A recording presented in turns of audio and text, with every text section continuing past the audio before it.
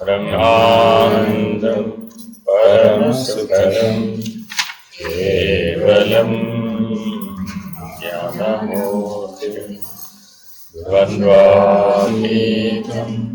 गगनसदृशं तत्त्वमस्यादिलक्ष्यम् एकं नित्यं विमलमचलम् सर्वहि साक्षिभूतं भावातीतं त्रिगुणरहितं सद्गुरुं तं नमामि। नमो ब्रह्मादिभ्यो ब्रह्मविद्यासाम्प्रदाय कर्तृभ्यो वंशऋषिभ्यो महाभ्यो नमो गुरुभ्यः। सर्वोपप्लवरहित प्रज्ञानघन प्रत्यगतो ब्रह्मैवाहमस्मि। अहं पदार्थरहितः सदाशिवसमारम्भां व्यासशङ्करमध्यमाम् अस्मदाचार्यपर्यन्तां वन्दे गुरुपरम्पराम्। हरिः ओम्। गुरुभ्यो नमः। हरिः ओम्। ॐ निर्भयानन्दाय विद्महे अचलपरिपूर्णाय धीमहि तन्नो परात्परप्रचोदयात्। ॐ साईश्वराय विद्महे सत्यदेवाय धीमहि तन्नः सर्वः प्रचोदयात्। ॐ तत्पुरुषाय विद्महे महादेवाय धीमहि तन्नो रुद्रः प्रचोदयात्। ॐ सद्गुरुरूपाय विद्महे ज्ञानबोधामृताय धीमहि तन्नो श्रीविद्यासागरः प्रचोदयात्। हरिः ओम्। श्रीगुरुभ्यो नमः। हरिः ओम्।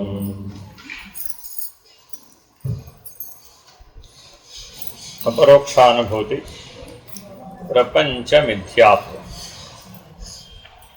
మనుషులలో జ్ఞానులు ఎవరు అని ప్రశ్న వచ్చిందనుకోండి.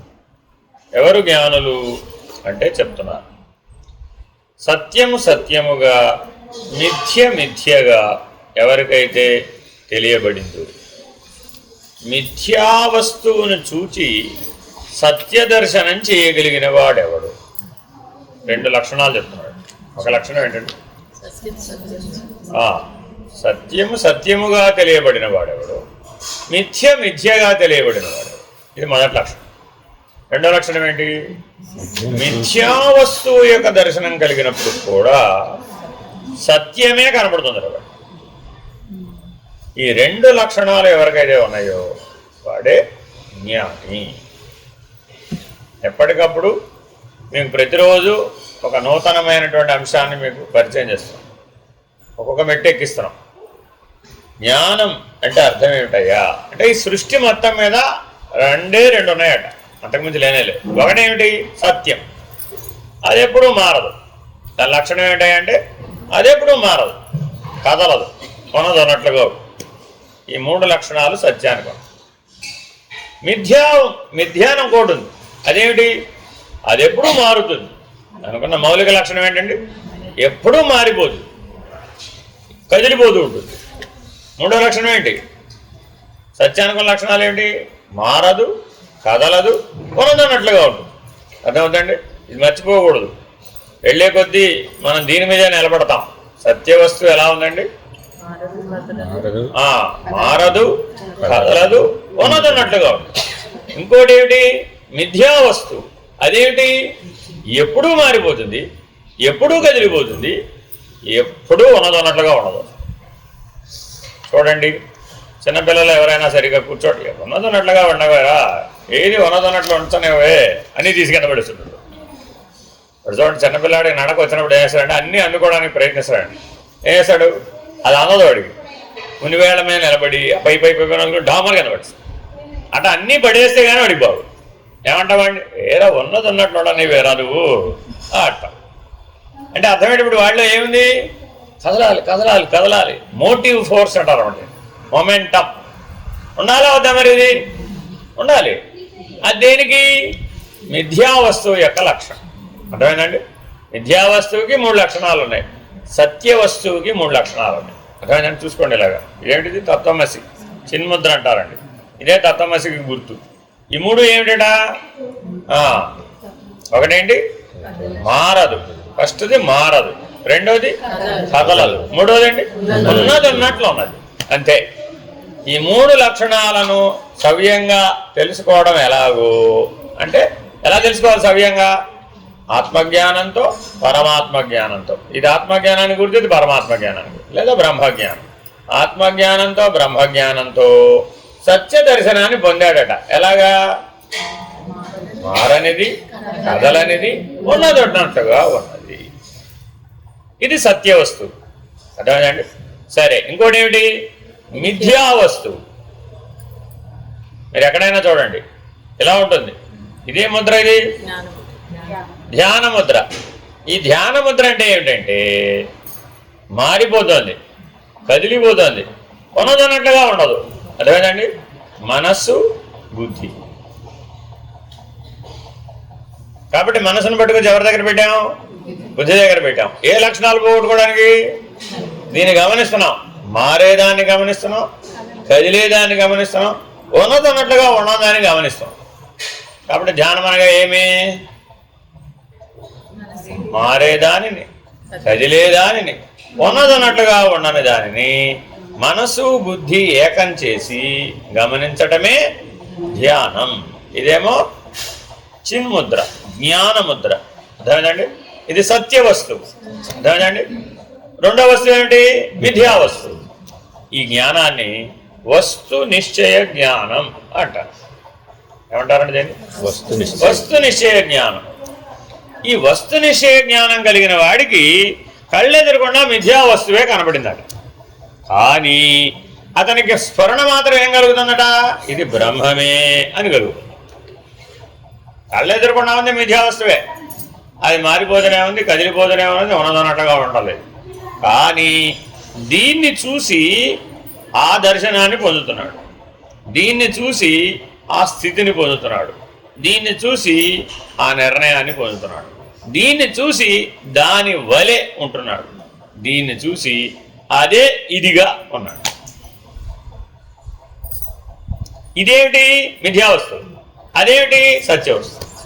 అర్థమైందండి? చూసిందేంటి? దీన్ని. కానీ అక్కడ ఏం కనబడుతుంది? అది కనబడుతుంది. అదే ఇది, అదే ఇదనే నిర్ణయ జ్ఞానం ఎవరికైతే ఉందో వారే వస్తు నిశ్చయ జ్ఞానం కలిగిన వారు. అదే ఇది సంస్కృత తత్వమసి. అదంటే తత్, ఇదంటే త్వం. కనబడుతున్నది ఏమిటి? త్వం. అన్ని చోట్ల ఏం కనబడుతుంది? సృష్టి అంతటా త్వమే కనబడుతుంది ఎక్కడ చూసినా కూడా. కానీ ఈ త్వమ్మును చూసి దేన్ని నిర్ణయించాడు? తత్. ఎందుకని? ఇది కనబడాల వాడికి, అది కనబడదు. ఏ నిర్ణయం చేశాడు? అసిపదంలో ఉండి అదే ఇది, తత్వమసి అనేటటువంటి వస్తు నిశ్చయ జ్ఞానం ఎవరికైతే కలిగిందో అతని యొక్క నిర్ణయం ఏమనగా ఉన్నది బ్రహ్మమే. ఇన్ని భేదములు లేవండి. వస్తు నిశ్చయ జ్ఞానం కలిగిన వాడు ఏం చెప్పాడు? ఇన్ని భేదములు లేవు, ఉన్నది ఒక్కటే. అదేమిటి? ఏకం సత్ బ్రహ్మ. సరే, మరి ఇప్పుడు మిథ్యావస్తు ఉన్నటా లేనట? మిథ్యావస్తు ఉన్నటా లేనట? ఉన్నటా లేనట? ఉన్నది అని ఒకవేళ నువ్వు అంటే అది బ్రహ్మముగా ఉన్నది. అన్యముగా ఉన్నది అంటే లేనది. ఇది గుర్తుపెట్టుకోవాలండి. మిథ్యావస్తుకు 2 లక్షణాలు ఉన్నాయి, సత్యవస్తుకు 1 లక్షణమే ఉంది. మిథ్యావస్తువు ఎలా ఉంది? ఉంటేనేమో బ్రహ్మముగా ఉన్నది, లేదండి నేను అన్యంగా ఉన్నాను అన్నాడు. అన్యంగా ఉంటే లేదు. As simple as it. జ్ఞానంతో నిర్ణయించడం సులభమా? మిగిలిన వాడితో నిర్ణయం సులభమా? స్ట్రైట్గా వెళ్ళి అడగచ్చుగా, ఏమండి సర్వకాలం ఉన్నావా లేదా? ఆ సర్వకాలం ఉన్నానండి, అయితే బ్రహ్మమే. అది సర్వకాలం లేనండి, నేను అన్యంగా ఉన్నాను అంటే ఇప్పుడే ఆ మిథ్యావస్తువు అయితే. As simple as it. నీ మనస్సు బ్రహ్మమేనా కాదా? మనస్సు బ్రహ్మమేనా కాదా? మనందరికీ బాగా కనపడుతుంది ఏది? మనస్సు. అంతేనా కాదా? మనస్సు సర్వకాలం ఉందే? ఉండటం లేదు. కాబట్టి దీన్ని దేని కింద కట్టేశాము? మిథ్యావస్తువు కింద కట్టేశాం. మనసే ఆత్మ అయిపోయింది, లేదా ఆత్మే మనసు అయ్యింది. ఇప్పుడేమైంది? అప్పుడు సర్వకాలం ఉంది. కారణ స్థితిలో కారణ బ్రహ్మముగా, చిద్బ్రహ్మముగా, అధిష్టాన బ్రహ్మముగా అది ఎప్పుడూ ఉంది. కార్యస్థితిలో లేదు. సరిగా అర్థం చేసుకోవాలండి. కారణముగా, చిద్బ్రహ్మముగా, అధిష్టాన బ్రహ్మముగా అది ఎప్పుడూ ఉంది. ఎప్పుడు లేదు? కార్యస్థితిలో లేదు. అంతే. ఇప్పుడు మనసుని నువ్వు కారణ స్థితిలో చెప్తున్నావా, కార్యస్థితిలో చెప్తున్నావా? అంతే. కదిలింది. కార్యస్థితి అంటే అర్థం ఏంటి? మారింది, కదిలింది, ఉన్నదన్నట్టుగా లేదు. అప్పుడు అది మిథ్యావస్తు. కార్యస్థితిలో ఏమిటది? మిథ్యావస్తు. కారణస్థితిలో ఏమిటి? బ్రహ్మమే, సత్యవస్తువే అది. సరే, ఇంతకుముందు ఏం చెప్పాం? కార్యకారణములు అభిన్నములు కదా. కార్యస్థితిలో మాత్రం వస్తే దాని లక్షణం ఎలా పోతుంది? కార్యస్థితిలో ఉన్నంత మాత్రాన అది తన స్వరూపాన్ని, స్వస్థితిని ఎలా కోల్పోతుంది? కోల్పోదు కదా. కారణంలో ఉన్నటువంటి లక్షణం, కారణంలో ఉన్నటువంటి స్థితి కార్యమైనంత మాత్రం ఎలా పోతాయి? పోదు కదా. అర్థమేనండి? లక్షణము స్థితి మారవు. మరి అప్పుడు అది కారణ బ్రహ్మమే కదా. కార్యస్థితిలో ఉన్నంత మాత్రాన అది కారణ బ్రహ్మం కాదని ఎలా అంటావు? అనడానికి వీల్లేదు. అదేనండి. ఎలాగా? ఉపమానం చెప్పమన్నారు. సరేనండి, వడ్లు ఉన్నాయి కదా, ఆ వడ్లే ఏమైనాయి? బియ్యం అయినాయి. దంచితే బియ్యం పిండి అయినాయి. అర్థమైందా? వండితే అన్నం అయినాయి. అర్థమైందా? ఇది అన్నం, ఇది మీకు చూపెట్టారు. ఇప్పుడు ఇదేమిటిది? బియ్యం పిండి ఉడికించి పెట్టారండి. ఉడికించకుండా బియ్యం పిండి పెట్టారు. అన్నం పెట్టారు. ఉడికించకుండా బియ్యం పెట్టారు. వడ్లు పెట్టారు. వడ్లు ఏమిటి? కారణ బ్రహ్మం. అర్థమేనండి? ఈ మిగిలినవన్నీ కార్యం. ఇప్పుడు దాని మౌలిక లక్షణం ఏమైనా మారిపోయిందా? బియ్యం పిండి ముద్ద ఏం మారింది? పోనీ ఉడికించలేదు బియ్యం పిండి, ఏం మారింది? లేదు బియ్యం, అప్పుడేం మారింది? లేదు ఉడికించా అన్నం, ఏం మారింది? కాబట్టి కారణ బ్రహ్మమునందున్న లక్షణం కానీ, స్థితి కానీ కార్యమైనంత మాత్రాన మారడం లేదు. మారిందని అనుకుని భ్రాంతి చెప్తుంది. కాబట్టి ఎప్పుడు ఏముంది? కారణమే ఉంది, కార్యం లేదు. బాగా గుర్తుపెట్టుకోండి. ఎప్పుడు ఏముంది? కారణమే ఉంది, కార్యం లేదు. ఇప్పుడు జనన మరణాలు ఉన్నట్టా లేనా? ఉన్నట్టా లేనా? ఎక్కడున్నాయి? కార్యంలో ఉన్నాయి. ఉన్నంత మాత్రాన కారణ బ్రహ్మం కాకుండా ఎట్లా పోయిందండి? ఉన్నంత మాత్రాన కారణ బ్రహ్మం కాకుండా పోతుందే. కార్యమునందు స్థితి లక్షణం అదే ఉంది కదా.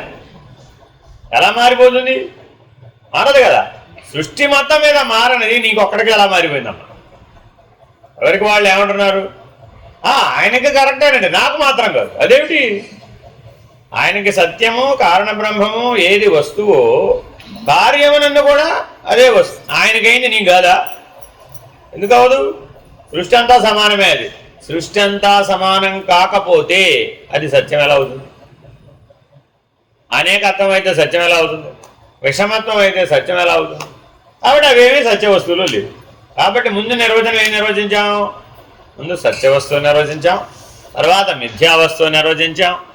సత్యాత్వం అంటే, సత్యత్వం అంటే ఏమిటో నిర్వచించాం, మిథ్యాత్వం అంటే ఏమిటో నిర్వచించి కార్యకారణ వివేకంతో పరిశీలించాం. పరిశీలిస్తే ఏం తెలియదు? కార్యం అనేదే లేదు. ఏ కార్యం లేదండి? ఏ కార్యం లేదు? ఏ కార్యం లేదు? సృష్టి అనే కార్యం లేదట. ఏది లేదంటున్నాడు? అసలు సృష్టి అనే కార్యమే జరగలేదు. మరి ఏముంది? ఉన్నది ఎప్పుడు బ్రహ్మమే. నాకు సృష్టిగా కనబడుతోంది కదా, అది సృష్టి కాదు, బ్రహ్మ. నువ్వు చూడలేకపోవచ్చు. ఈ జ్ఞానం లేకపోవడం వల్ల, ఈ వస్తు నిశ్చయ జ్ఞానం లేకపోవడం వలన సత్య వస్తువుకి, సత్యత్వానికి మిథ్యాత్వమును ఆపాదించి చూస్తున్నావు అంతే. స్ఫటిక నీల లోహిత దర్శనేనా, అది వాస్తవానికి ఏమిటి? స్ఫటికం.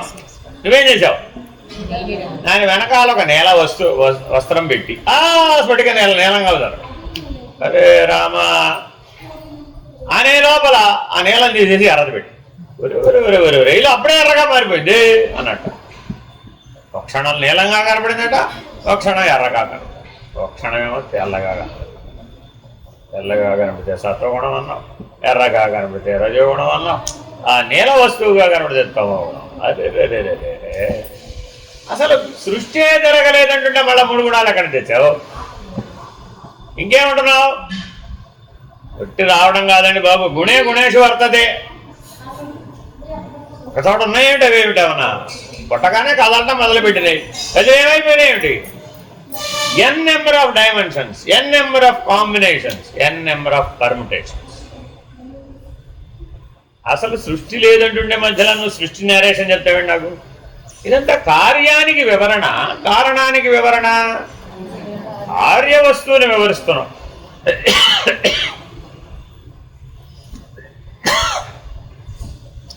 కారణాభిన్న జగత్. కాబట్టి ఈ జగత్ అనేటటువంటి కార్యం కారణమైన బ్రహ్మమున కంటే వేరుగా లేదు.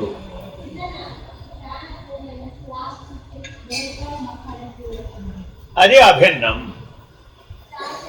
ఈ వస్తు నిశ్చయ జ్ఞానం కలిగితేనే నీవు జ్ఞానివి. ఇప్పుడు ధ్యానం చేయాలా, యోగా చేయాలా, విచారణ చేయాలా, నిద్రపోవాలా, మానేయాలా, పుట్టాలా, పోవాలా, పెళ్లి చేసుకోవాలా, పిల్లల్ని కనాలా, వాళ్ళని పెంచాలా, వాళ్ళని మళ్ళా అదే సంసార సముద్రంలో తూసేయాలా? ఎంత దేనికి వివరం ఇది? కార్య వివరణ. ఆపాదితం అండి, ఆరోపితం. వాస్తవానికి అక్కడేం లేదు. దాని స్థితి ఏమిటి? బ్రహ్మం. దాని లక్షణం ఏమిటి? బ్రహ్మం. సత్యత్వం దాని లక్షణం ఏమిటి? మారదు, కదలదు, ఉన్నది ఉన్నట్లుగా ఉంటుంది అంతే. మరి నాకెందుకు అలా కనబట్టలేదండి? నువ్వేం చేసావంటే స్ఫటిక నీలలోహిత దర్శనేనా అంటే దృగ్భ్రమ, దృగ్భ్రాంతికి గురయ్యావు.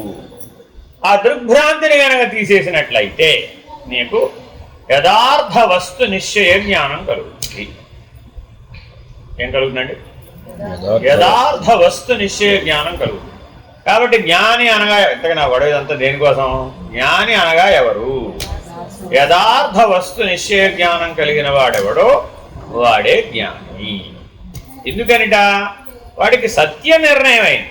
వాడి జ్ఞాన బలం ఏమిటి? సత్యమే నిర్ణయం అయింది. వాడికి ఎప్పుడు ఏం కనబడుతుంది? సత్యమే కనబడుతుంది. ఎప్పుడు ఏది అనుభూతం అవుతుంది? సత్యమే అనుభూతం అవుతుంది. ఎప్పుడు ఏది నిర్ణయం అవుతుంది? సత్యమే నిర్ణయం అవుతుంది. ఇంతకీ అతను ఎవరు? సత్యమే. బ్రహ్మవిత్ బ్రహ్మైవ భవతి. బ్రహ్మమనే సత్యమును ఎరిగిన వాడెవడు వాడు కూడా బ్రహ్మమే. అంతే. ఈ నిశ్చయ జ్ఞానం కలగలేదండి, అప్పుడేమైంది? ఇంకెన్నో చెప్పుకోవాలిగా, అదంతా కార్యంలోకి వచ్చేసాం. మళ్ళా ఈ నిశ్చయ జ్ఞానం ఎక్కడుంది ఇప్పుడు? చిద్బ్రహ్మము, కారణ బ్రహ్మము, అధిష్టాన బ్రహ్మం అనే స్థాయిలో ఉన్నాను. దాన్నే పరమాత్మ అని మరొక మార్గంలో చెప్తాం. భక్తి మార్గంలో ఏమంటాం? పరమాత్మ. జ్ఞాన మార్గంలో అధిష్టాన చేతన బ్రహ్మము అంటాం. సరే, ఇప్పుడు ఇంత వివరణ ఎందుకు చెప్పాల్సి వచ్చింది అంటే ఈ ఉపదేశం కోసం చెప్పాల్సి వచ్చింది.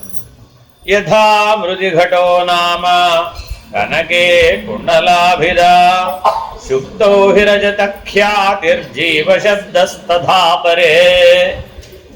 Very very important. మట్టిని కొండ అనటం, బంగారాన్ని కొండలమనే పేరుతో పిలవటం, ముత్యపు చెప్పని వెండి అనటం ఇదంతా నామమాత్రమే. పరబ్రహ్మమును జీవశబ్దంతో వ్యవహరించటం కూడా నామమాత్రమే, యథార్థం కాదని భావము. నాకు ఈ భూలోకం అంతా ఎవరు కనబడుతున్నారు? 84 లక్షల జీవరాశులు కనబడుతున్నాయండి బాబు. అది పరబ్రహ్మ. నాకు అమీబాలు కనబడుతున్నాయండి బాబు. అమీబాలు కావరా బాబా, పరబ్రహ్మం. 840 కోట్ల మంది మానవులు కనబడుతున్నారండి. లేదురా నాయన, అదంతా పరబ్రహ్మం. అనేకత్వంగా చూడడానికి ఎక్కువ తెలివితేటలు కావాలా?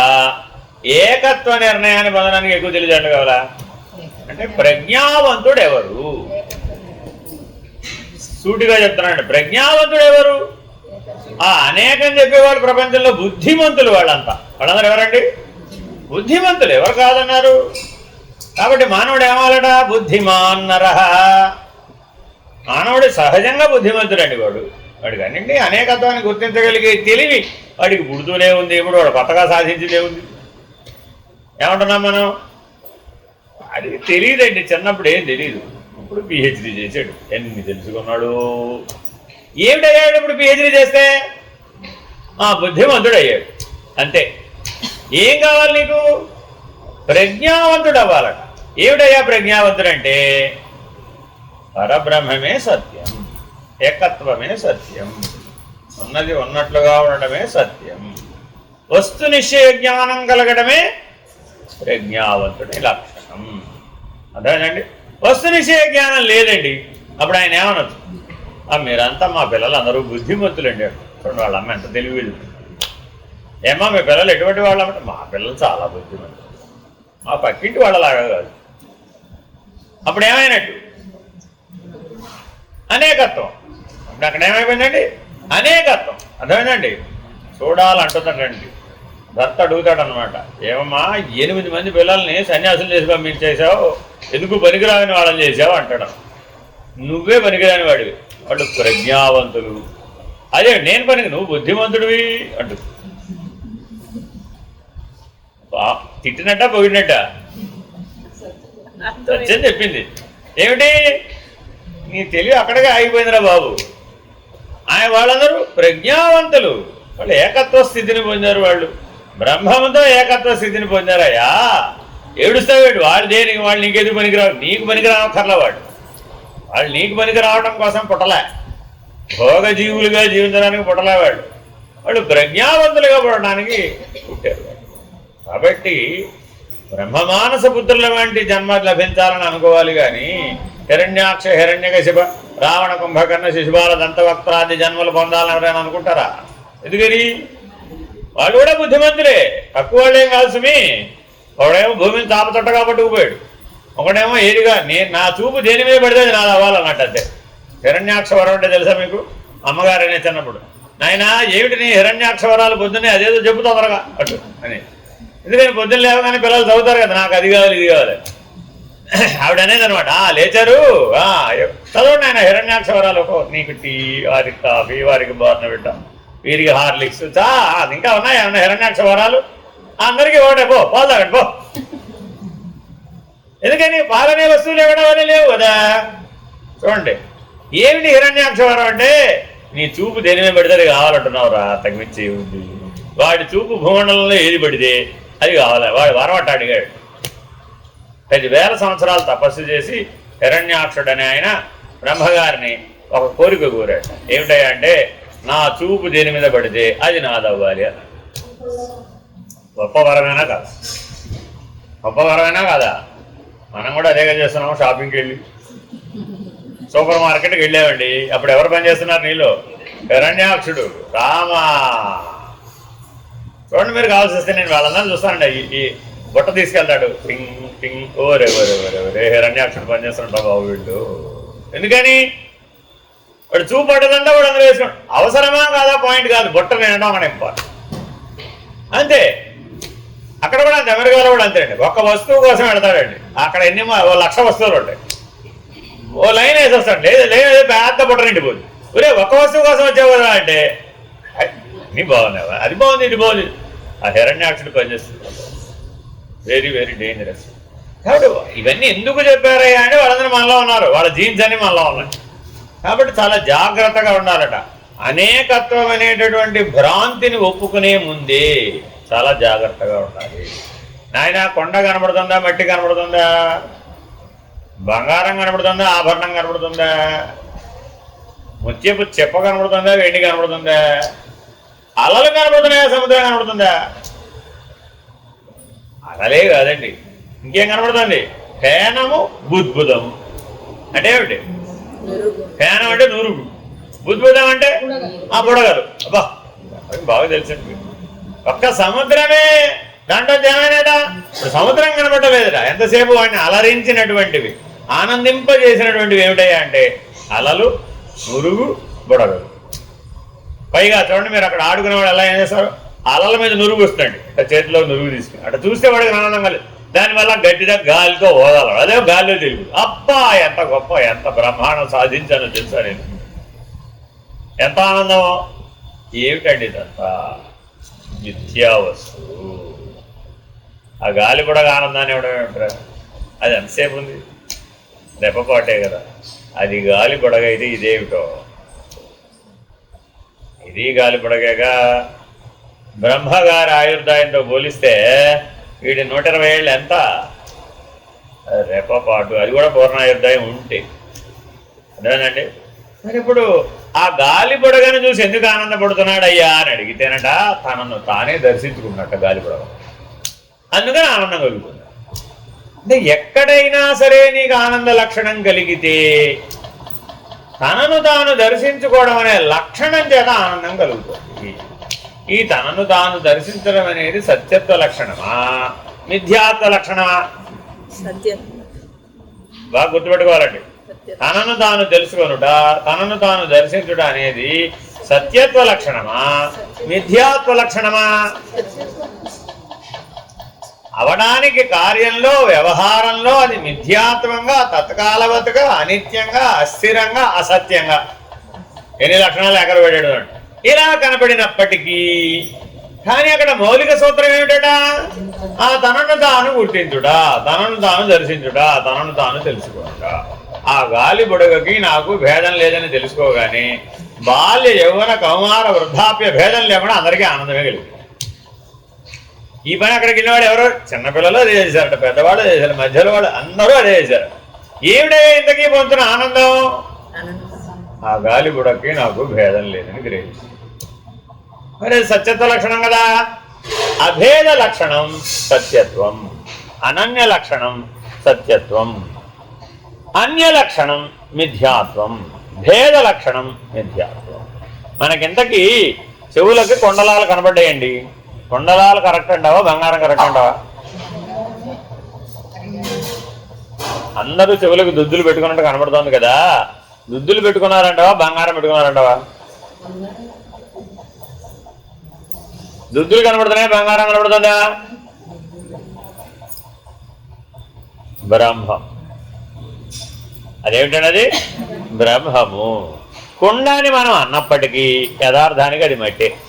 కుండలము అని పేరు పెట్టినా యథార్థానికి అది బంగారమే తప్ప వేరు కాదు. మనం భ్రమ వల్ల వెండి అని అన్నా లేక మరొక పేరుతో పిలిచినా అది మత్యపు చెప్పే తప్ప అన్యం కాదు. అలాగే మనం జీవుడని లేక ఏ పేరుతో పిలిచినా పరబ్రహ్మమే తప్ప వేరు కాదు. మీరేం చేశారు? 25 అధిష్టాన దేవతల పేర్లు రాసుకొచ్చారు. రాసుకొచ్చి నన్ను అడిగారు, ఏమండి అగ్నిలో అగ్ని అయితే ఏ దేవత అవుతారు? ఏ దేవత అవుతారండి? ఉన్నది పరబ్రహ్మం ఒకటే కదా అయ్యా బాబు, ఉన్నది బ్రహ్మం ఒకటే కదా, ఉన్నది కూటస్థుడు ఒక్కటే కదా. మళ్ళా వచ్చేమంటున్నావు? మా సూర్యుడు వేరే, మీ చంద్రుడు వేరే. అదే కుదరదండి. మా నిలువులు మావే, మా అడ్డాలు మావే, మా వ్యవహారం మాదే, మా లక్షణాలు మావే, మా క్రియలు మావే, మా బీజములు మావే. ఆ గొడవ ఇదంతా ఎందుకు చూడాలి అసలు నువ్వు? ఇదంతా ఎందుకు పుచ్చుకోవాలి నువ్వు? అది మిథ్యాత్వం కదా. 5 5 25 అంటాం మిథ్యాత్వం కదా, అనేకత్వం మిథ్యాత్వం కదా. మరేం చూడాలట? ఏకత్వాన్ని చూడు. యథైన వ్యోమ్ని నీలత్వం యథా నీరం మరుస్థలే పురుషత్వం యథా స్థానౌ తద్వద్విశ్వం చిదాత్మని. ఇంకొక ఉపమానం చెప్తారు. నీళ్లు నీలంగా ఉన్నాయటండి, ఆకాశం కూడా నీలంగా ఉంది. కనీసం దాన్ని బట్టైనా తెలుసుకోవద్దా? దాని నీలం దీనికి వచ్చిందా, దీని నీలం దానికి వెళ్ళిందా? సముద్ర పొడ్డుకు వెళ్ళేటండి, అక్కడ ఏం కనపడ్డాయట? నీలాకాశం కనపడిందట. నీళ్లు కూడా ఓ డౌట్ రావాలా వద్దా నీకు? దాని నీలం దీనికి వచ్చిందా, దీని నీలం దానికి వెళ్ళిందా? ఎంత గొప్ప ప్రశ్న వేసాడు. యథైనవ్యోమ్ని నీలత్వం యథా నీరం మరుస్థలే. ఇంతకీ ఎక్కడ డౌట్ వచ్చిందో తెలుసా? ఎండమావిని చూసి ఎండమావిలో ఉన్న నీళ్ళు కూడా నీలంగా ఉన్నారు కదా, లేవేమిటి అంటున్నట్ట. అక్కడ చూశానండి ఆల్రెడీ. ఎక్కడ చూశాను? సముద్రం ఒడిగెళ్ళి చూశాను. పసిఫిక్ మహాసముద్రం ఒడిగెళ్ళి చూస్తే ఆకాశం నీలంగా ఉంది, నీళ్లు కూడా నీలంగా. ఎడు చూసినా నీలంగానే ఉందట. ఇంతలో ఇటు తిరిగి వెనక్కి తిరిగి చూశాడు. అక్కడ మరుమరీచిక ఆ ఎండల యొక్క ప్రభావం చేత ఆ బీచ్లో ఒక దూరంగా ఎండమావి కనబడుతుంది. ఇక్కడ నీళ్లు నీలంగా లేవేమిటి అంటున్నట్టు. ఎందుకని? నీలం యొక్క సత్యత్వ లక్షణం చేత అక్కడ గుర్తించబడింది కాబట్టి. అయితే దాన్ని తెచ్చి మళ్ళా తత్వానికి అన్వయం చేస్తున్నాడు. పురుషత్వం యథా స్థానౌ తద్వద్విశ్వం చిదాత్మని.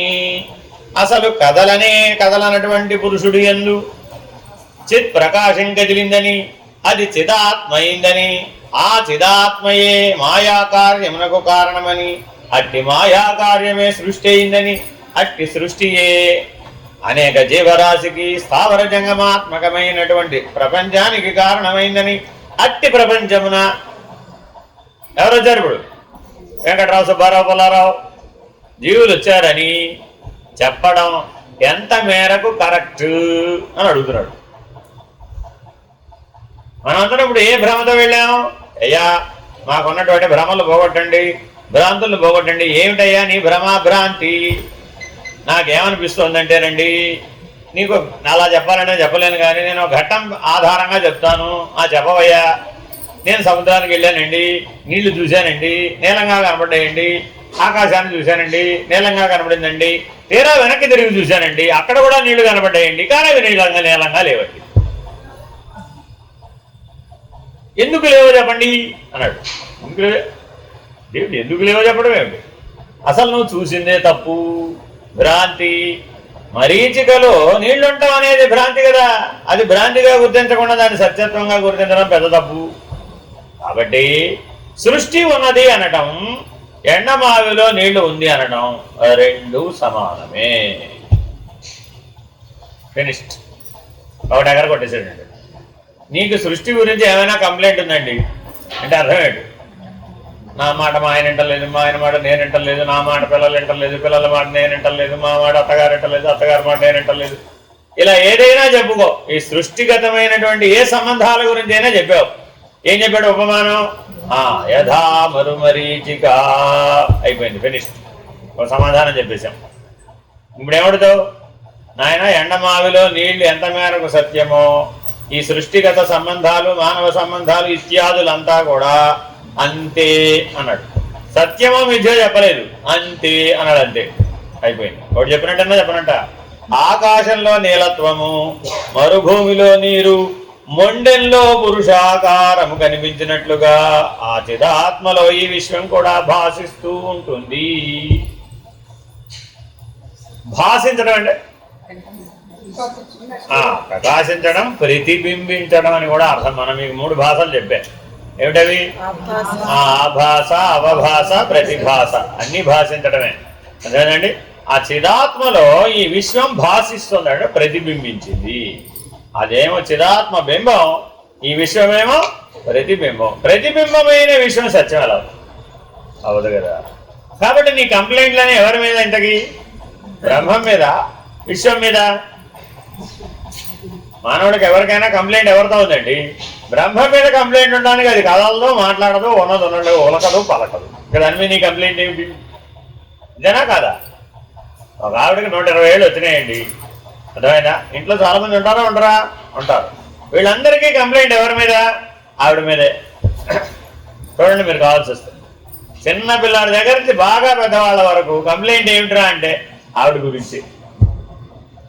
ఆవిడ ఉలకదు, పలకదు, కదలదు, మెదలదు.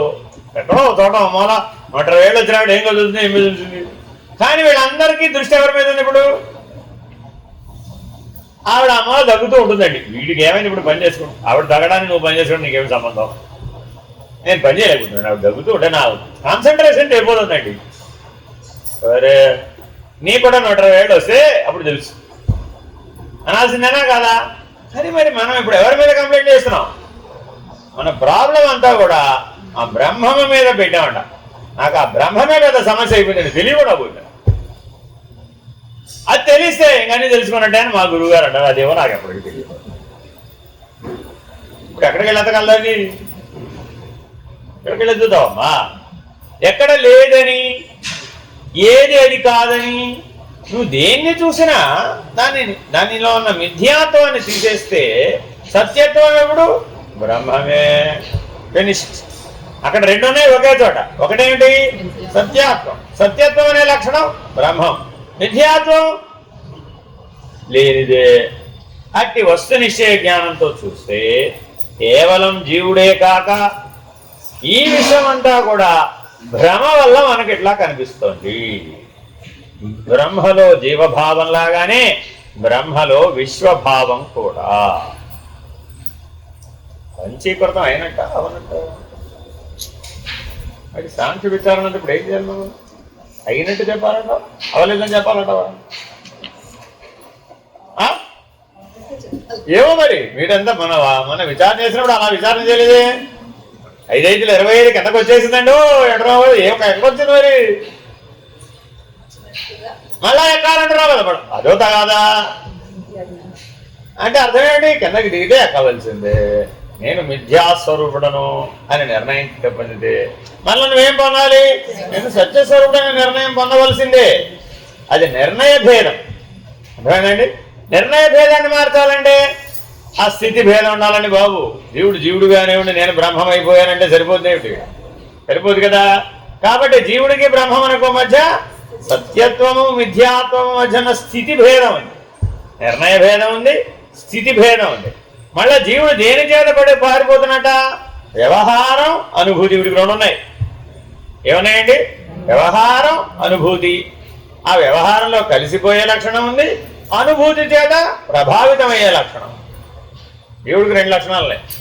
ఆ బ్రహ్మమునకో వ్యవహారం లేదు, అనుభూతి కూడా లేదు. మరి ఇప్పుడు వీడి దీని మీద విదిలించుకోవాలవుతా? కాబట్టి స్థాన భేదం, స్థితి భేదం, అనుభవ భేదం, నిర్ణయ భేదం. ఈ 4 గనక నీకు వస్తు నిశ్చయ జ్ఞానం చేత తొలగించబడితే, ఈ 4 భేదభావములు తొలగించబడితే, దేనివల్ల తొలగించబడాలి? వస్తు నిశ్చయ జ్ఞానం చేత కనుక తొలగించబడితే ఉన్నది ఉన్నట్టుగా కనబడుతుంది. దాన్ని ఏమన్నారు? సత్య దర్శనం. నిర్ణయం కూడా అండి. అన్ని భేదములే. అర్థమేనండి? కాబట్టి ఎవరికైతే భేదం అనేటటువంటి మిథ్యాత్వం తొలగిపోయిందో వాడికి ఏం నిర్ణయం అయిందండి? సత్యం అనేటటువంటి ఏకత్వం బోధపడింది. కాబట్టి ఇంకా మనకి ఎక్కడెక్కడ భేదములు కనబడుతున్నాయో చెప్తున్నారు. ఆకాశంలో నీలవర్ణం, కానీ ఆకాశానికి ఆ రంగు లేదు. ఎడారిలో ఎండమావులు, అక్కడ నీరు లేదు. అట్లాగే స్తంభంలో ఒక మనిషి ఆకారం కనిపించవచ్చు. అట్లాగే పరబ్రహ్మములో ఈ విశ్వం యొక్క ఈ విధమైన ఆకారం కనిపిస్తోంది. యథార్థానికి ఉన్నదేదో చైతన్య రూపమైన ఆత్మ ఒక్కటే అని భావము. 25 26 26 ఒకటా 25 25 50 50 ఒకటా 4 4 ఒకటా? ఏమిటో రండి బాబు, ఈ అంకెల గొడవ ఏమిటో నాకు అర్థం కావట్లేదు. ఆత్మ ఒక్కటే, పరబ్రహ్మం ఒక్కటే. అందుకని వారి పాటలు ఏం పాడేశారు? బ్రహ్మమొక్కటే పరబ్రహ్మమొక్కటే, పరబ్రహ్మమొక్కటే. తందనానాపురే తందనానా బళ తందనా. అది ఎందుకంటే అలా పెట్టారు? తర్వాత తెలుసా మీకు? ఈ రహస్యం భేదించారు ఎప్పుడన్నా ఆలోచించలేదు. ఎందుకని ఆ కీర్తనలో అక్కడ దాకా తత్వం చెప్పి కింద తందనానాపురే తందనానా బళ అని ఎందుకు చెప్పాడు? తెలుసా మీకు ఎవరికైనా? ఆ కూటస్థుడి దగ్గర నుంచి మృత్యువు దాకా కింద దాకా తందనానాపురే తందనానా బళే ఆ బళ అంటూ ఆనంద లక్షణంతో కిందకు వచ్చేసి ఆ ఆనంద లక్షణాన్ని వ్యక్తీకరించడానికి ఆయన అలా ఆ మాటలు వేశాడు. వాస్తవానికి ఆ తందనాన అనేది తాళం అండి, తాళంలో భాగం అనమాట. తాళం చెప్పేటప్పుడు అలా చెప్తారు. తందనాన అంటే మీకు ప్రత్యేకంగా అర్థం లేదండి, తాళాత్మకం, లయాత్మకం. దాన్ని అర్థం చేసుకోవాలంటే ఇలా చెప్తాం అనమాట. ఒకటో తాళం, రెండో తాళం, మూడో తాళం, నాలుగో తాళం, అలా డాన్స్కి చెప్పేటప్పుడు తందనాన. ఆ తందనాన అన్న శబ్దం అక్కడ వేసేసాడు. ఏమిటయ్యా ఇంతకీ అంటే ఆ నటరాజ తాండవం ఆ పైన మొదలై ఈ కింద దాకా వచ్చింది. సరే వస్తే ఆయన నటరాజు కాదేమిటి, ఈశ్వరుడు కాదేమిటి, సదాశివుడు కాదేమిటి, పరమేశ్వరుడు కాదేమిటి? అబ్బే మా నటరాజు వేరేనండి అంటవేమిటి? అక్కడ ఏమైపోయినాడు ఇప్పుడు? నటరాజు దగ్గర ఆగలా బండి, అక్కడికి వచ్చి ఆగిపోయింది కింద. ఆ అపస్మారుడు దగ్గరకు వచ్చి ఆగిందట. ఆ కింద వాడి పేరేమిటి? అపస్మారుడు. కాబట్టి మనం అందరం జీవులు ఎందుకయ్యాం? ఆ స్మరణ పోయిందిరా నాయన నీకు, అపస్మారకం వచ్చింది. మృత్యువు ముందు ఏమొస్తుందండి? మృత్యువు కాదట. ఇప్పుడు జీవించి ఉన్నప్పుడు కూడా మనం అపస్మారకంగానే ఉన్నాం. ఎందుకని? సత్యాత్వం మరుపుకు వచ్చింది. ఆ సత్యత్వం మరుపుకు రావడం వలన నువ్వు అపస్మారుడుగానే ఉన్నావురా బాబు. ఏమండి పైన నటరాజు అలా ఎక్కి అంత డ్యాన్స్ వేస్తుంటే ఈ అపస్మార్లు అలా ఎలా పడుకున్నాడు అంటారు? మీ మీద ఎవడన్నా ఎక్కి తొక్కుతూ ఉంటే మీరు పడుకోండి చూద్దాం. అవుతే రాత్రి నిద్ర ఎలా పోతున్నావయ్యా? బ్రహ్మాండ నర్తనం జరుగుతుందట, విశ్వ నర్తనం జరుగుతుందట. వీడి మాత్రం హాయిగా అపస్మారులాగా నడవదు. చిన్న నిద్రకు పరవశుడైన వాడు, పెద్ద నిద్రకు పరవశుడైన వాడు ఆ అపస్మారుడే. పైగా వాడి సైజు ఎప్పుడూ పెరగదండి. నటరాజు విశ్వవ్యాపకంగా పెరుగుతాడేమో కానీ వీడు మాత్రం ఎప్పుడూ ఇంతే ఉంటాడు. వాడు ఎప్పుడూ బాలుడి బొమ్మే ఉంటుంది. అక్కడ చూడండి, వాడికి రెండు ఇవి కూడా ఉంటాయి. ఏమిటవి? కోరలు. ఎందుకని? అజాయ పాడుగారు గుణధర్మాన్ని సూచిస్తుంది అన్నమాట. అపస్మారుడు గుణానికి లొంగిపోవడం చేత ఎప్పుడు అవివేకి అయినటువంటి, అమాయకుడైనటువంటి, అవివేకి అయినటువంటి, అజ్ఞాని అయినటువంటి, అవిద్యాపూరితుడైనటువంటి పిల్లవాడిలాగానే ఉండిపోయాడు. పైన నటరాజు మాత్రం విశ్వమంతా నర్తిస్తూనే ఉన్నాడు. వీడికి మాత్రం ఆయనలో ఒక్క విషయం కూడా బాధపడలేదు. అదేనండి, మనం కూడా నిద్రపోతున్నప్పుడు విశ్వ నర్తనం ఆగిపోయిందా? బ్రహ్మాండ నర్తనం ఆగిపోయిందా? ఆ నటరాజు నాట్యం ఏం ఆగింది కనుక, కానీ మనం మాత్రం ఎలా ఉన్నాం? అవన్నీ లేచిన తర్వాత చూసుకోవచ్చులేండి. ఈ పూటకు ముందు ప్రశ్న పడుకోనివ్వండి. యథైవ శూన్యే వైతాలో గంధర్వాణాం పురం యథా యథాకాశే ద్విచంద్రత్వం తద్వత్ సత్యే జగత్స్థితి. మళ్ళా కొన్ని ఉపమానాలు చెప్తున్నాడండి. ఏంటండి అవి? ఏవైతే లేవో అవి ఉన్నట్టు కనబడడం. అర్థమైందండి? మనలో ఉన్నటువంటి రెండు లక్షణాలని ఇక్కడ చెప్తున్నాడు. మిథ్యాత్వం అంటే ఏమిటి? లేనిది ఉన్నట్లు కనబడడం, ఉన్నది లేనట్లు కనబడడం. నటరాజు ఎప్పుడూ ఉన్నాడు, కానీ అపస్మారుడికి మాత్రం నిద్ర మాత్రమే ఉందంటే. ఆల్వేస్ నిద్రపోతూనే ఉంటాడు వీడంతే. అలాగే కొన్ని ఉపమానాలు కటువుగా ఉన్నప్పటికీ మిథ్యాత్వాన్ని నిరూపిస్తాయి. ఎలాగా? ఒక ఆయన గట ఆ రాత్రి పూట ఇద్దరు చంద్రులు కనబడుతున్నారు. ఆకాశంలో రెండు చంద్రులు కనబడతారండి. ఎప్పుడు కనబడతారు తెలుసా మీకు? ఎప్పుడు తెలుసా? ఎప్పుడో తెలుసా? ఒక సందర్భంలో కనబడతారు. ఈక్వినాక్స్, వృషభత్తుల కాలంలో ఇద్దరు చంద్రులు కనబడతారండి. అది ఇద్దరు చంద్రులు కాదు, ఒకడు సూర్యుడు ఒకడు చంద్రుడు. కానీ ఇద్దరు ఒకేలాగా ఉండడం వల్ల ఇద్దరు చంద్రులు కనబడుతున్నారు అనుకున్నాడు అంతే. ఎందుకని ఆ ఒక్కరోజులా కనబడతారు అంతే. ఎందుకని సమభాగాలు ఉన్నారు, ఒక్క క్షణం తేడా లేకుండా సమభాగాలుగా ఉన్నప్పుడు ఏకకాలంలో సూర్యచంద్రులు ఇద్దరు ప్రత్యక్షమయ్యారట. ఇద్దరు ఒకేలాగా కనబడుతున్నారు, ఇద్దరు ఎర్రగానే కనబడుతున్నారు.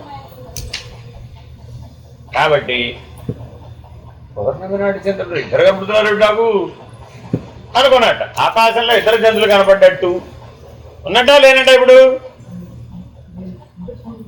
ఏమో నీ చూపులో ఉన్నారు అంతే.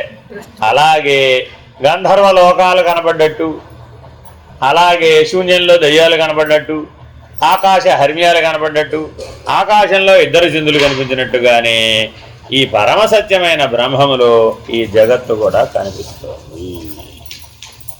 హలో, ఇద్దరు చంద్రులా ఒక చంద్రుడా? చూసావా? ఇప్పుడు ఏమడిగినా అదే సమాధానం, రేపొద్దున అడుగుతాడు. మనకు శూన్యంలో దయ్యాలు భూతాలు కనిపించవచ్చు, ఉన్నట్టా లేనట్టా?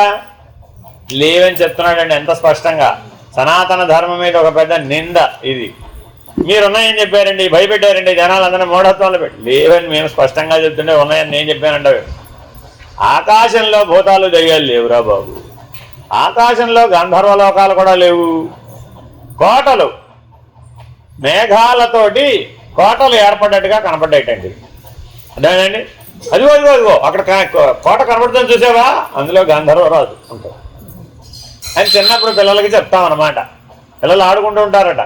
పిల్లల మధ్యలో ఒక 8 ఏళ్ల లోపున్న పిల్లలు మేఘాలలో ఆకారాలని గమనిస్తూ ఉంటారట. వాళ్ళకి ఆకాశంలో గంధర్వ నగరం కనబడుతుంది.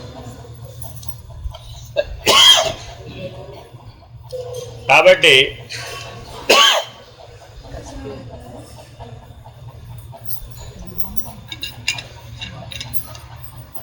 వారికి ఉన్నటువంటి బాల్య చేష్టల యొక్క ప్రభావం చేత ఆ గంధర్వ నగరం కనబడుతుంది తప్ప అది వాస్తవం కాదు కదా. అలాగే మనకి వస్తునిశ్చయ జ్ఞానం లేకపోవడం చేత, మిథ్యాత్వమే సత్యత్వంగా కనబడడం చేత, అనాత్మయే ఆత్మగా భావించబడటం చేత పరమ సత్యమైనటువంటి బ్రహ్మము మరుపుకు వెళ్ళి ఏం జరుగుతుంది?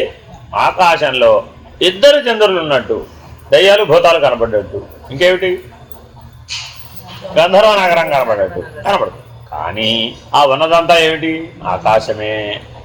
అదంతా భ్రమ వలనే. ఇట్లా పరమసత్యమైన పరబ్రహ్మములో ఈ ప్రపంచమంతా ఈ విధంగా భాషిస్తోంది. భాషించడం అంటే ఏమిటి? మర్చిపోకూడదండి. భాతి భాసయతే అఖిలం. 2 మాటలు చేసేసాడని ఆత్మబోధలో. యథా తరంగ కల్లోలైర్జలమేవ స్ఫురత్యలం పాత్రరూపేణ తాం బ్రహ్మి బ్రహ్మాండౌ మైస్తథాత్మత. మళ్ళా ఇంకా 2 ఉపమానాలు చెప్తున్నాడు. ఎంత బలంగా మిథ్యాత్వ నిరసన చేస్తున్నాడు.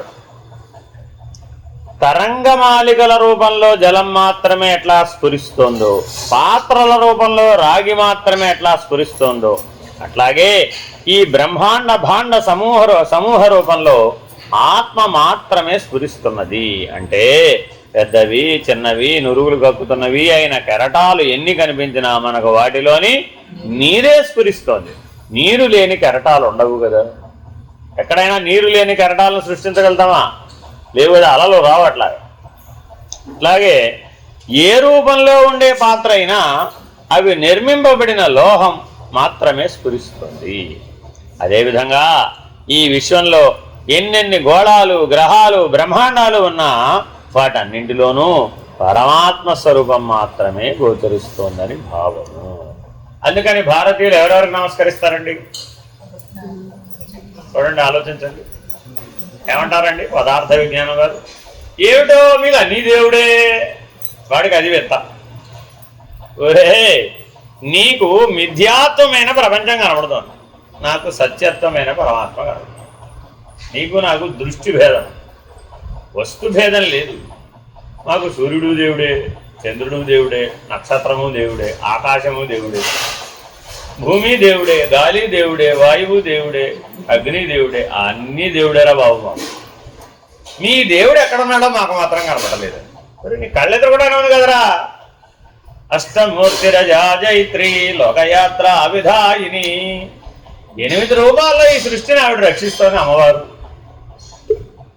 8 రూపాయలలో ఆయన అంతటా వ్యాపించి సాక్షిగా ఉన్నాడు. ఇద్దరికి 8 రూపాయలే ఉన్నాయండి. ఎందుకని అష్టతనువుల్లోనూ ఉన్నది ఆ ఇద్దరే. నిజానికి 8 ఉన్నాయా? 8 ఎక్కడ ఉన్నాయండి? అమ్మా అయ్యా ఇద్దరే ఉన్నారండి. ఇద్దరా ఒకటే? ఒకటే సున్నాను.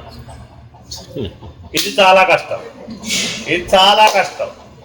అర్థమైందండి. ఒకటని చెప్పడం చాలా ఈజీ అండి, అందుకే 0 అని చెప్పడం చాలా చాలా కష్టం. అర్థమైందండి. 1, 2 కానిది అద్వితీయం, అద్వైతం.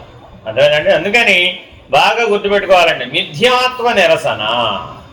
ఎప్పటికప్పుడు ఏం చేయాలండి? తులసి మొక్క కూడా మాకు దైవమే. దాని విలువ ఎప్పుడు తెలుస్తుందో తెలుసా? దొరదగుంటాకు పట్టుకున్నాం. అన్ని మొక్కలు సమానమేనని దొరదగుంటాకు పట్టుకున్నాడండి. ఒళ్ళంతా దొరదొచ్చింది. వైద్యం ఏమిటి అంటే తులసాకు రసం. ఆ తులసాకు రసం పూస్తే ఏ దొర తగ్గిపోతుంది. ఇంకేం చేసినా తగ్గదు. ఇంజక్షన్లు చేసినా తగ్గదు, మందులు వేసినా తగ్గదు, ఎన్ని వేసినా తగ్గదండి. కానీ తులసాకు రసం పూస్తే మటుకు దొరదగుంటాకు యొక్క ప్రభావం తగ్గింది. మరి ఇప్పుడు 2 ఒకతోటే ఉన్నాయి కదా, నీకు దొరదగుంటాకు ఎందుకు కనబడింది? అది మిథ్యాత్వం అనేటటువంటి జ్ఞానం నీకు లేకపోవడం. కాబట్టి చాలా జాగ్రత్తగా వస్తువుని ఎలా చూడాలో చెప్తున్నాడండి. ఏ వస్తువునైనా ఎలా చూడాలి? ఆ వస్తువుని పరబ్రహ్మముగా చూడు. ఉదాహరణ చెప్తాను. ఒక వ్యక్తిని బాగా గొప్పగా ఆహ్వానించాలండి. మీరు ఎలా ఆహ్వానించరు? అంతేనా? పూర్ణకుంభ స్వాగతం. ఒక దేవుణ్ణి బాగా గౌరవించాలండి. ఇప్పుడు ఎలా గౌరవిస్తాం? కుంభాభిషేకం. అర్థమైందండి.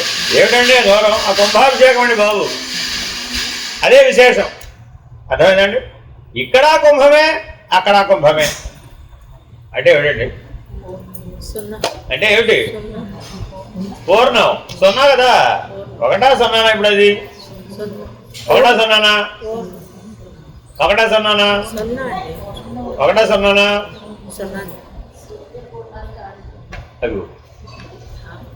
అంటే 2గా చూడడానికి వీలు లేనిది. 1 అంటే అర్థం 1 అని కాదు, అంటే మళ్ళా అర్థంతో చూస్తావని. మన దగ్గర పెద్ద తగాదా ఉందండి. 10ని 1 చేశానంటాడు. 1 అంటే ఏమిట్రా అంటే మళ్ళీ తెలియదు. 1 అన్నది ఏకం సద్బ్రహ్మ అంటే 1, ఒక గీత గీసి 1 అంకెల్లో 1 వేసి ఆ 1 బ్రహ్మం అంటాడు ఎంతసేపు కూడా. ఒరే 1 కాదురా బాబు, అది ఒక సంజ్ఞ. ఏకమాత్రంతో సంజ్ఞ, అది సంజ్ఞారూపకం, చిహ్నము. అంకెల్లో 1 కాదు. అర్థమేనండి. ఆ చిహ్నం చేత అన్నీ అందులోనే తెలియబడుతుంది. అన్నీ అదే, ఏది కాదు. ఆ సంజ్ఞ ఏం చెప్తాండి? అన్నీ అదే, ఏది కాదు. అది సత్యత్వానికి అదే గుర్తు, మిథ్యాత్వాన్ని నిరసనకు కూడా అదే గుర్తు. దాన్ని చేరిస్తే అది పూర్ణం. దాన్ని దేనితోనైనా చేర్చామండి, దాని విలువ పెరిగిపోతుంది, పూర్ణంగా పెరిగిపోతుంది. పోనీ దాన్ని తీసేసామండి, పూర్ణంగా తగ్గిపోతుంది. అర్థమేనండి. కాబట్టి అదేమిటయ్యా? పూర్ణం. పరబ్రహ్మం అనగా ఏమి? పూర్ణం. నువ్వు చెప్పుకునే అంకెల్లో 0 కాదు. ఆ 0 మనం ఏదో వాల్యూ ఆపాదించామండి, ఆ వాల్యూతో చెప్పడం లేదు. అర్థమైందండి. It's not at all a value. అనంత విశ్వానికి గుర్తు. ఏంటండి అది? విశ్వం అలా ఉందయ్యా, మీరు ఎప్పుడైనా చూసిచ్చారండి? మాకు అలా కనబడుతుంది అంతే. అర్థమైందా? ఆయన ఉన్నాడు, అలా లేదు, ఇలా వంకర్లుగా ఉంది, అలా టెంకర్లుగా. నీకెన్నైనా కనబడవచ్చు కాక. బీరకాయ వంకర్లు తిరిగినా, పొట్లకాయ వంకర్లు తిరిగినా, పొట్లకాయ కదా, బీరకాయ కదా. వస్తువు ఏం మారింది కనుక? విశ్వం ఎన్ని వంకర్లు తిరిగితే నాకెందుకయ్యా? గెలాక్సీ అలా ఉంది, నెబులా ఎలా ఉంది, లేకపోతే నక్షత్రం అలా ఉంది, దాని తోక ఎలా ఉంది, ఇలా ఎన్నెన్నో చెప్పామండి. విశ్వవిజ్ఞాన రహస్యాలు ఎన్నో చెప్పాం. కానీ వాడు పూర్ణం ఒప్పుకుంటాడా? అది ఒప్పు. అన్నీ వేరు వేరే, నువ్వు ఒకటంటావేమిటి అంటాడు. అంటే అర్థం ఏమిటి? అపూర్ణ దృష్టి, పూర్ణ కామత. నేనేమన్నారండి? ఈ దృష్టిని పూర్ణకామ దృష్టి అంటారు. అర్థమైందండి? ఈశ్వరుడుగా చూడటం, బ్రహ్మముగా చూడటం, పరబ్రహ్మమై చూడటం, దాన్ని పూర్ణకామ దృష్టి. అక్కడ ఏం లేదు, ఇప్పుడు దృగ్భ్రమ లేదు, దృగ్భ్రాంతి లేదు, అనేకత్వం లేదు, అస్థిరత్వం లేదు, అసత్యత్వం లేదు, అనాత్మ లేదు. మరి ఏమున్నాయా? ఆత్మ ఒక్కటే, అది పూర్ణం. ఘటనాం నా యథా పృథ్వీ పఠనాం నాహితస్తవః జగన్నాంనా చిదాభాతి జ్ఞేయం తత్తదభావతః తత్తదభావతః. Very very important. తత్ తత్ అభావతః. ఎక్కడెక్కడ ఏదైతే ఉన్నదంటున్నావో అదంతా లేదు అంతే. ఏమిటండి ఫైనల్ నిర్ణయం చెప్పమన్నావు? ఇదే నా ఫైనల్ నిర్ణయం. తత్తదభావతః అంటే తల్లి గర్భంలో శిశువు ఉన్నాడు, లేడు. తల్లి ఉంది, లేదు. అదేమిటి? కళ్ళెదురుకుండా కనబడుతోంది కదా, లేదు. ఎందుకు లేదు? నువ్వు వేరుగా ఉందని చెప్తున్నావు కాబట్టి లేదు. తల్లి లేదు అక్కడ, బ్రహ్మము ఉంది అయితే. గర్భస్థ శిశువు బ్రహ్మము ఉంది అయితే. అర్థమైందండి? ఉయ్యాల్లో పిల్లాడు ఆడుకుంటున్నాడు, లేడు. ఉయ్యాల్లో పిల్లాడు లేడు, లేదు. నువ్వేం చెప్పినా లేదే. ఎందుకని? తత్తదభావతః. ఉయ్యాల బ్రహ్మము, ఉయ్యాల్లో పిల్లాడు బ్రహ్మము, చూసేవాడు బ్రహ్మము, చేసేవాడు బ్రహ్మము, చేయబడేది బ్రహ్మము. దృశ్యం బ్రహ్మ, ద్రష్ట బ్రహ్మ, దర్శనం బ్రహ్మ. ఉన్నది ఒక వస్తువే, మూడుగా లేదు. సత్వగుణం బ్రహ్మ, రజోగుణం బ్రహ్మ, తమోగుణం బ్రహ్మ. రాక్షసులు కూడా బ్రహ్మమే, రుద్రగణాలు కూడా బ్రహ్మమే, సృష్టి స్థితిలయలు కూడా బ్రహ్మమే. సర్వం బ్రహ్మేతి. ఇది ఒకటే ఉండే, అదే సర్వం బ్రహ్మేతి. ఎన్ని పేర్లైతే నువ్వు చెప్తావో నామరూపాలతో చెప్పబడినదంతా తస్తదభావతః. ఫినిష్డ్. నామరూపాలు తీసేసి చెప్పాడండి. అప్పుడేంటి? పూర్ణం. నామరూపాలు లేనిదంతా పూర్ణం, నామరూపాలు ఉన్నదంతా అభావం. తేల్చేసాడంతే. ప్రపంచం నామరూపాలు ఉందా లేదా? దేనికైనా సరే నామరూపాలతో చెప్తున్నావా లేదా? చెప్పావా? తత్తదభావతః. లేదు. ఏదైనా సరే నామరూపాలు తీసేసి చెప్పావు, అప్పుడు అదేమిటి? పూర్ణం. ఉన్నది ఏంటి? అర్థం ఏంటి? ఇక్కడి నుంచి పూర్ణం అని అర్థం. ఘటం అనే పేరుతో చెప్పడంతోనే ఆ కొండకు కారణభూతమైనట్టి మట్టి మనకు భాషిస్తోంది. భాషించడం అంటే తోస్తోంది, స్ఫురిస్తడం. స్ఫురించడం కూడా భాషించడమే, ప్రతిబింబించడం కూడా భాషించడమే, ప్రకాశించడం కూడా భాషించడమే. అవభాష, ప్రతిభాష, ఆభాష. అట్లాగే వస్త్రం పేరు చెప్పడంతోనే ఆ వస్త్రానికి కారణభూతమైనట్టి నూలు, తంతువులు, దారం భాషిస్తాయి. అట్లాగే ఈ జగత్తు పేరు చెప్పడంతోనే ఆ పరమాత్మ భాషిస్తోంది. మనం జగత్తు అనే అడ్డంకి తొలగించుకొని యథార్థమైన ఆత్మను దర్శించాలి. అంటే మనకు అడ్డుగా ఉన్న నామరూపాలను తొలగించుకుంటే మిగిలేది ఆ పరమాత్మే అని భావము. ఇంతవరకు ప్రపంచం మిథ్య అని చెప్పారు. ఇక ఆ బ్రహ్మ యొక్క సర్వాత్మకతను చెప్తున్నారు. Very very important. Hari Om Shri గురుభ్యో నమః. హరి ఓం. పూర్ణమద పూర్ణమిదం పూర్ణాత్ పూర్ణముదచ్యతే పూర్ణస్య పూర్ణమాదాయ పూర్ణమేవావశిష్యతే. ఓం తత్సత్. ఓం శాంతి శాంతి శాంతి. హరి ఓం. శ్రీ గురుభ్యో నమః. హరి ఓం. నారాయణ నారాయణ.